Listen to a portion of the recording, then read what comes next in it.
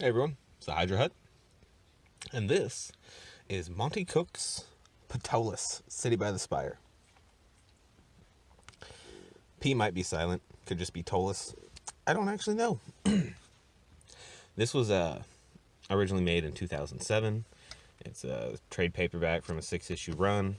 It's by it's called Monte Cook's Ptolus, City by the Spire, but it's also by the Dabel brothers. So what it's about is Shiva, or Sheva, I think it's Shiva, our main character. She has a ghost friend who's named Parnell. He used to not be a ghost, but they went on an adventure together. He got killed. She found out about this ghost weed stuff. He smokes ghost weed and he becomes corporeal, and she can talk to him and they can still be friends. After her friend Parnell had died, the riches she got from doing that dungeon have managed to make it so she didn't have to be an adventurer anymore. But this book starts off with some high-ranking lord basically calling her out. Not calling her out, but calling her up and offering her a job. What he offers as payment, since she doesn't really need money anymore, and we don't actually find this out until the very end, but he offers her something that she really, really, really wants.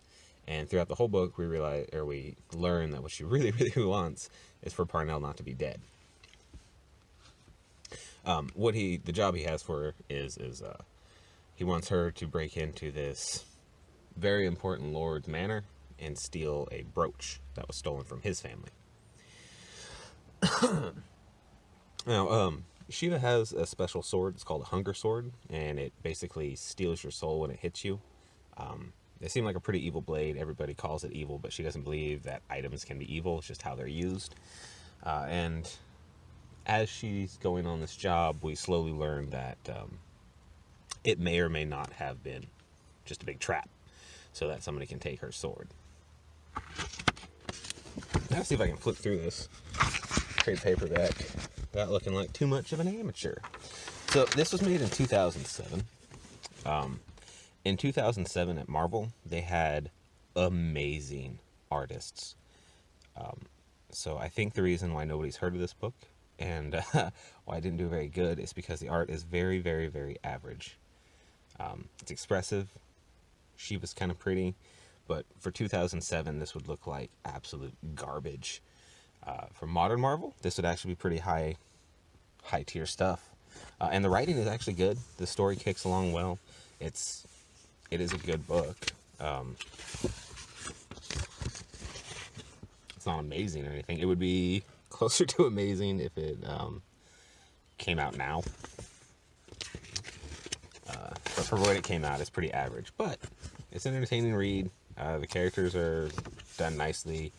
They all talk different. So it's not just a whole book of a bunch of people talking the same. There are some fair twists, and I legitimately had no idea.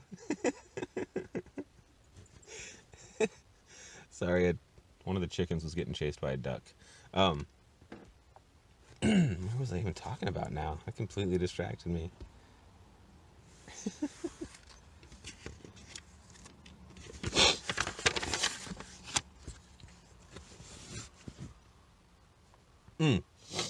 That's another thing that I forgot to mention.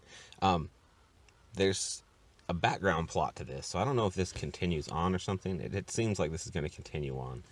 But there's this evil demon lady who wants, her name's Lilith.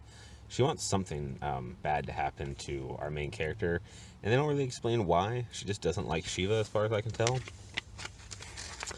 She actually releases this black hound that they call the hound there, but it doesn't look anything like that.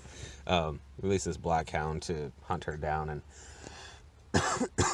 ends up turning into quite a large fight.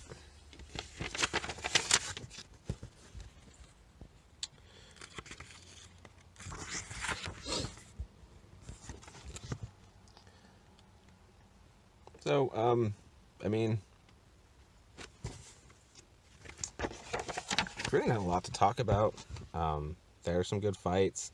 Oh yeah, some of the sub characters that come up are pretty entertaining. She ends up calling some mercenaries, which is an elf and a halfling. They have good banter, not very good art. There's actually a lot of different artists that did this, but it actually kind of looks the same all the way through, which is kind of nice. Anyway, it's written by Monte Cook, artwork by Canaan White, Lira, Ricardo Ratton, Eduardo Pansica, and colors by INSHIELD and Starling.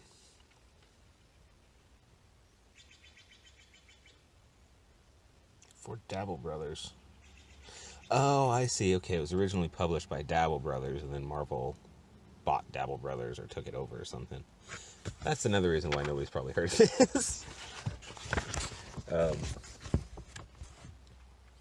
It is quite good, though, and if you don't like rich people, you'll like the way they portray the lords in this, which is nice.